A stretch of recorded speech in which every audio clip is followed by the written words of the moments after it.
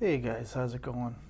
So it's my latest acquisition. My friend Ben, the recording engineer, he gave me one of his spare Dynaco SCA-80Q integrated amplifiers.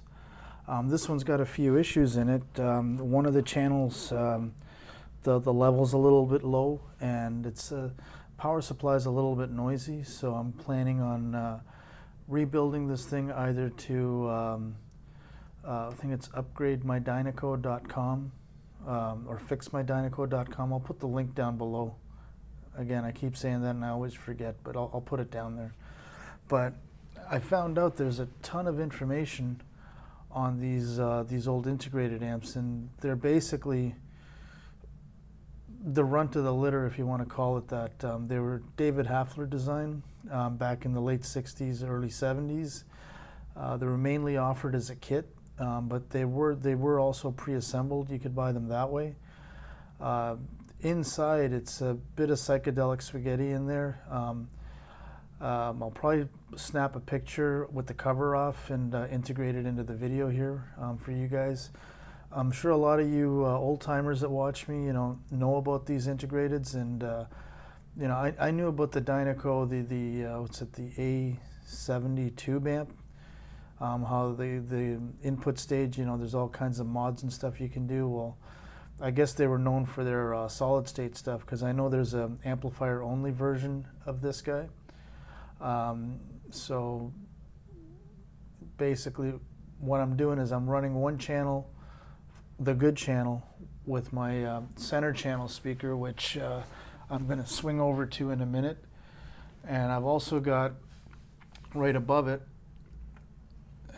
Ben lent me a Niles distribution amplifier. It's actually got 12 channels at 30 watts and 6 channels. You can bridge them as 6 channels at 80 watts, I think it is, at 4 ohms. But I was not successful in bridging these. It was giving me a lot of distortion, so I just left them as is. And it didn't like when I had the tweeter section and the mid-range section of the open baffles connected together, because it just did not like the load and everything just went to mush.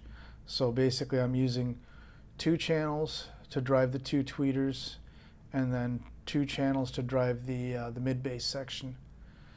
And over here, you guys will see, remember my KEF 1042s? Well, this is what's become of them now. It's basically 2 1042s slammed side by side. And what I did was I had a spare planar tweeter, put a 15 microfarad cap in series with it. I found in my junk bin I still had a 0.47 millihenry solo copper foil inductor, so I put that in series with the woofer input. And the 4 woofers are actually wired series parallel, so the amplifier sees a nice simple 7.5 ohm load. And guys, I'm telling you, I've built center channel speakers before. I've heard center channels at other friends' places. It's incredible. I mean, considering there's technically no enclosure here on these 4 midwoofers, and because I'm running them so high, the frequency is so high, it's great. I mean, for pure voices and movies and stuff like that, it's crystal clear. It's not harsh. If I listen to 3-channel music, the planar tweeter blends seamlessly with the other 3, because I'll take a wide angle view later on, but they're pretty much almost in line with each other, maybe a few inches below, but it works. So I didn't want to put a speaker in line with where the open baffles are sitting, because I know I did that with the original 1042 that was sitting here, and it just clutters things up and it gets in the way. So, but yeah, I actually posted this on the KEF Facebook page, and I didn't get any hate responses, so that was kind of good. And continuing on, nothing much else going on. I got the 901s are now my surround channel speakers. The Niles here, it runs the 901s fine, but the thing is, I'm not running the EQ with them at the moment, because if I run the EQ, again, 30 watts ain't gonna, and it isn't gonna drive it. So basically, I just put what you guys saw a few weeks ago when I put the planar tweeter on top. So I'm just running the 4.5 inch drivers full range. I left the 5 microfarad tweeter on the top, so it crosses over at about 8K, which, you know, works well. There's a little bit of a hole, but it's okay. It's surround channels. It doesn't really matter. So this part 1 of the video. Part 2 is going to be a little conversation about a lot of the stuff we've been seeing online about high resolution audio doesn't matter. You know, you can't hear the difference and all that stuff. Measurements don't matter. You know, there's been a lot of that crap going on, so I'm gonna sit in the chair there and, you know, give my little you know, 5-minute speech on that stuff, which I've probably done in previous videos, but whatever. It seems to be the topic of the month, so why not? What the fuck? Might as well give my opinion on it. And by the way, guys, I am going to RMAF this year and Exponos, so it's going to be both shows within the 2 weeks of each other. So considering I've never been to an audio show before in my life, it's going to be quite the, you know, information overload, music overload, whatever you want to call it. All right, guys. Thanks again. Part 2 is coming up in a minute. All right, so everybody seemed to give their response about Steve Guttenberg's measurements don't matter, it's the sound quality that matters. Yeah, it's true, but for the engineers designing the stuff, whether it's speakers, amps, DACs,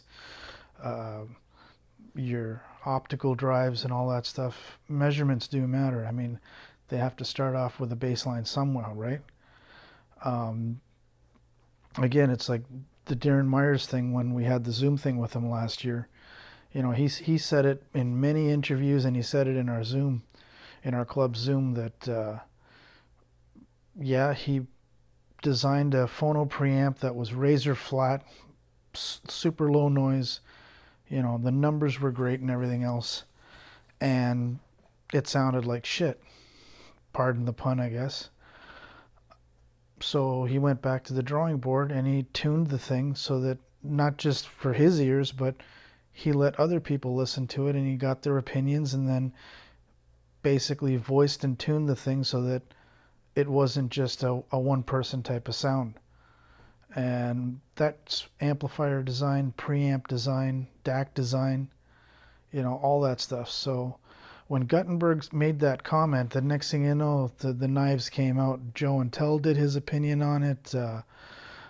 Jay, actually, whose channel I'm not a big fan of, and again, everybody's got their niche audience, you know, and so I'm not going to knock the guy, but I just don't really, I can't get into his videos no matter how much I try, but I still watch him, I still subscribe to him, but man, he hit the nail on the head this week, because the guy's studied neuroscience.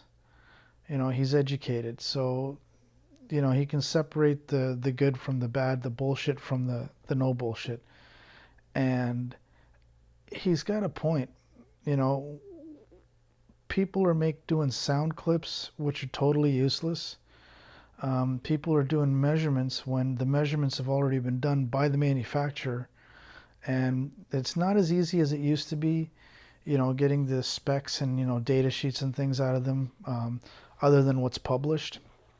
But I mean, back in the day, I used to read Stereo Review, you know, religiously. That and Audio Magazine, so I'm from that generation, from the 80s. Stereophile, I couldn't afford the crap, so why do I want to read about it, right? The Absolute Sound, what a fucking joke. You know, what's that, Harry Pearson, HP Sauce, whatever the fuck, right? May he rest in peace or whatever, but he, you know, all those magazines I never bothered with. Through high school, through college, a friend of mine used to collect Stereophile magazines, you know, when they were the Reader's Digest size and all that stuff.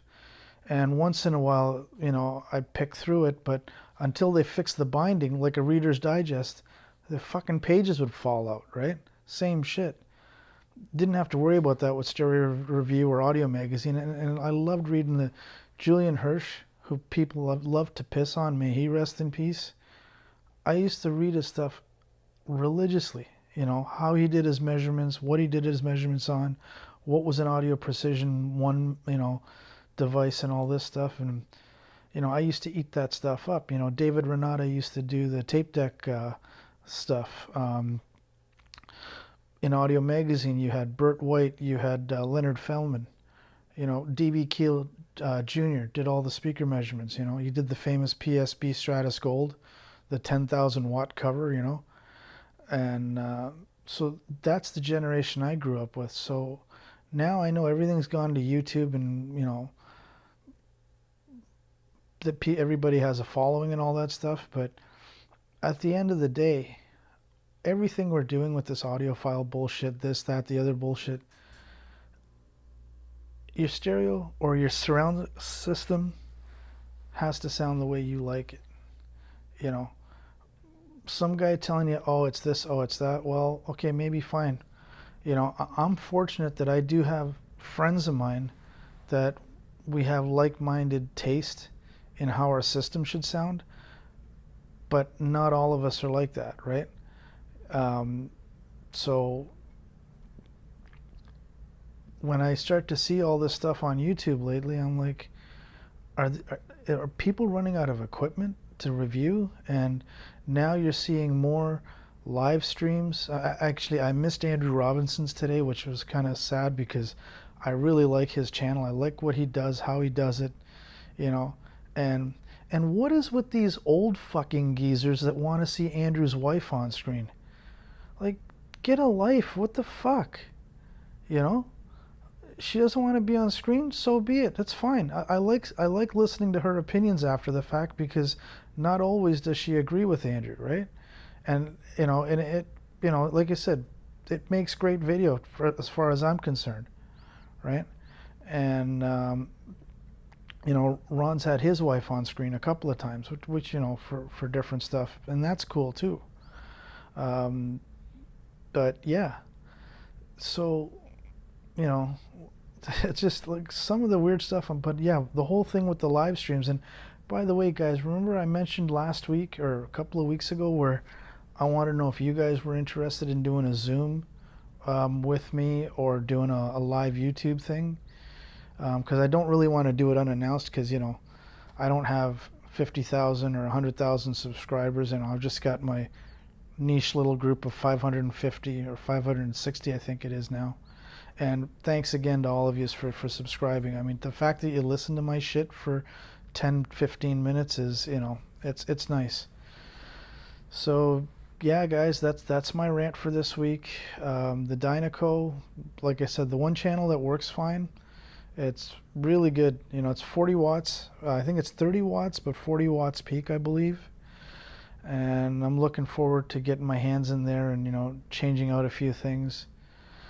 And why I swapped all this stuff out is because here in Phoenix, between the monsoons that we've been having lately, but when we don't have the rain falling, it's 110 degrees outside, and we've got the air conditioning on now 24/7. So I didn't realize how much heat those 8 tubes in the VK50 SE preamp lets out, plus the 4K T150s on the Gelita amp.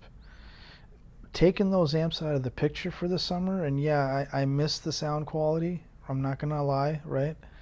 The Niles amp, it does the job. I'm still waiting for my Macintoshes to come back. The Adcom that I fucked up, well, that's my own fault. I told my friend fix it when he can get to it, but I'm really missing the Macs right now, because I'd love to replace the front 2 channels where the Gelita was powering up with the Macs right now. But you know, this'll do. But I've got my surround set up again now. I'm so happy.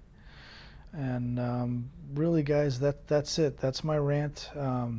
Agree with me, don't agree with me, you know, on my channel, no holds barred, you know. And that's it that's it, guys. I got nothing to review. I wish I did. I mean, Apple Music, everybody's starting to get on that bandwagon. I really can't be bothered. You know, I'm Amazon HD. It's part of my Prime membership. I'm a happy camper with it, and you know, that's basically it. So, oh, sorry, forgot one more thing. High resolution audio. When people say there's no difference or whatever, and I know I said this on the channel before, I heard the difference 20 years ago on a shitty Denon receiver with a Pioneer Universal player, right?